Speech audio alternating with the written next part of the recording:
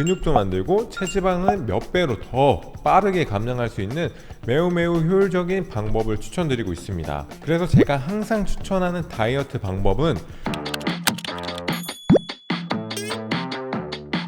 Hey, what's up guys? 안녕하세요, 핏불 문석희입니다.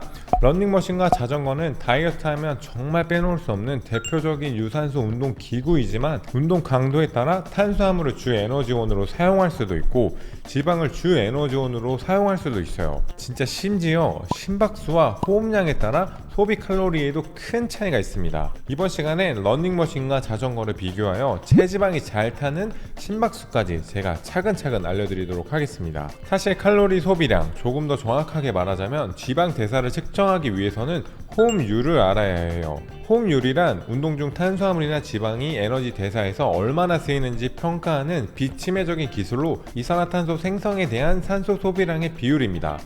그냥 제가 조금 쉽게 말하자면 TV나 영화에서 보이는 연구실에서 입에 이렇게 마스크를 끼고 러닝머신을 고강도로 타는 그 장면이 바로 호흡율을 측정해 에너지 대사를 측정하는 방법이에요. 이렇게 호흡율을 측정해보면 재밌게도 운동 강도가 높아질수록 지방 사용 의존도는 낮아지고 오히려 탄수화물의 사용 의존도가 높아집니다. 지방은 탄수화물보다 더 많은 산소를 요구하기 때문에 산소가 충분히 공급되는 저강도 운동에서 지방 사용 의존도가 높아지고 산소 요구가 상대적으로 낮은 탄수화물이 고강도 운동에서 주된 에너지원으로 사용되는 거예요. 다음 표는 호흡율에 따른 탄수화물 그리고 지방이 쓰이는 비율인데 0.7에 가까울수록 운동 강도가 낮고 1에 가까울수록 운동 강도가 높음을 의미해요. 이 도표를 보면 기본적으로 저강도 운동에서 지방 대사가 높게 나타나는 걸 확인할 수 있을 겁니다. 이런 결과를 볼 때 유산소 운동은 저강도로 할 때 지방 사용 의존도가 오히려 더 높다는 걸 볼 수가 있어요. 그래서 제가 항상 추천하는 다이어트 방법은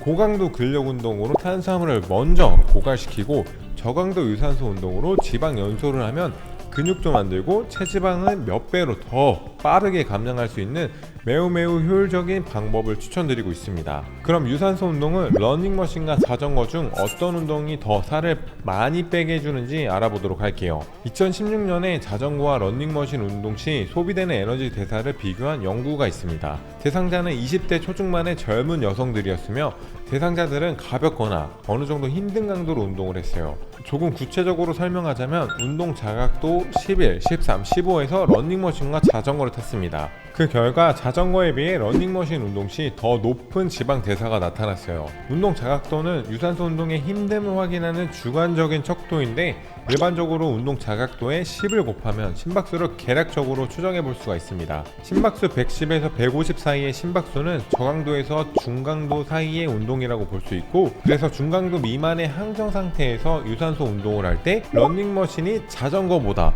체지방 감량에 더 효과적이라고 설명할 수 있습니다. 앞서 설명드린 것처럼 유산소 운동은 심박수와 호흡률이 정말 매우 중요해요. 운동 강도를 높일수록 유산소 운동이 아닌 무산소 운동이 될 수도 있습니다. 대표적으로 단거리 달리기 같은 운동은 유산소 운동이 아닌 무산소 운동으로 볼 수가 있어요. 그래서 러닝머신이든 자전거든 운동 목적에 맞게 운동 강도와 심박수를 유지해야 합니다. 이번 시간에 다이어트가 목적인 분들을 위한 운동 강도 위주로 제가 좀 설명을 해드리도록 할게요. 지방 연소가 가장 원활히 일어나는 심박수는 숨은 약간 차지만 운동은 지속할 수 있는 정도예요. 사실 개인의 체력 상태에 따라 심박수는 좀 상대적이기 때문에 간단하게 적용할 수 있는 공식을 제가 알려드릴게요.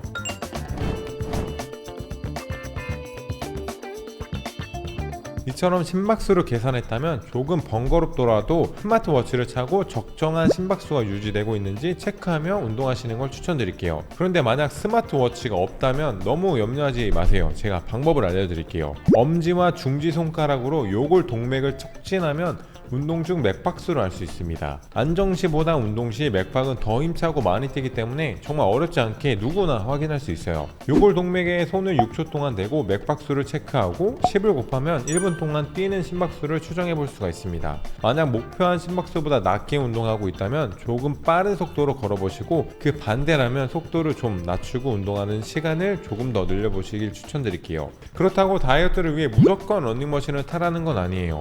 이게 많은 분들이 러닝머신이나 달리기를 무리하게 해서 오히려 무릎을 다쳤다는 분들을 정말 많이 볼 수가 있어요. 앞서 살펴본 것처럼 칼로리 소비 측면에서 보면 러닝머신이 자전거보다 더 효과적이지만 부상 위험도 자전거에 비해 러닝머신이 더 많아요.